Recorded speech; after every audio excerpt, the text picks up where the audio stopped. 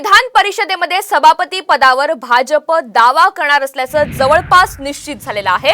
विधान परिषदेमध्ये भाजपचा सभापती असावा असं प्रदेशाध्यक्ष चंद्रशेखर बावनकुळे म्हणालेले आहेत। महायुतीच्या नेत्यांशी चर्चा करून निर्णय घेऊ असं सुद्धा त्यांनी स्पष्ट केलंय। विधान परिषदेमध्ये नक्कीच भारतीय जनता पार्टीचा सभापती असावा, पण सर्वच महायुतीच्या घटक पक्षाशी याकरता बोलावं लागेल। माननीय मुख्यमंत्री अजित पवार जी आहेत, आमचे 11 पक्ष आहे, सर्वांशी बसून निर्णय करू। भाजपच्या संदर्भातील आणखी एक मोठी बातमी आहे। भाजपकडून 10 नेत्यांची नावं विधान परिषदेसाठी हायकमांडकडे पाठवण्यात आलेली आहेत। प्रदेशाध्यक्ष चंद्रशेखर बावनकुळे यांनी ही नावं दिल्लीला पाठवली आहेत। या 10 नावांपैकी फायनल नावावर आज शिक्कामोर्तब होण्याची शक्यता आहे।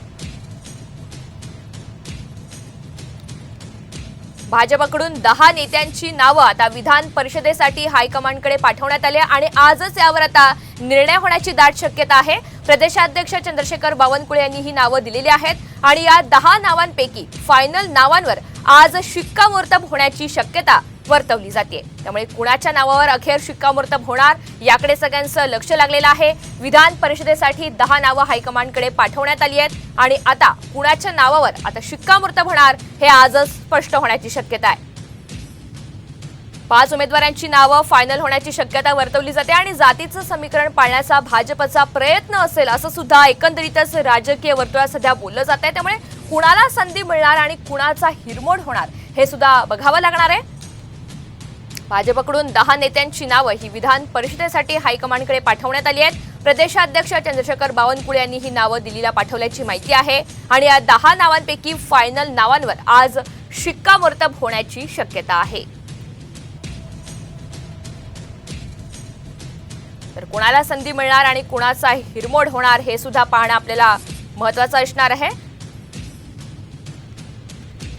नेमकी कुणाची नावं समोर आली आहेत बघतोय आपण। पंकजा मुंडे बीडमधून, अमित गोरखे पिंपरी चिंचवड, भंडारामधनं परिणय फुके यांचं सुद्धा या नाव यादीमध्ये आहे।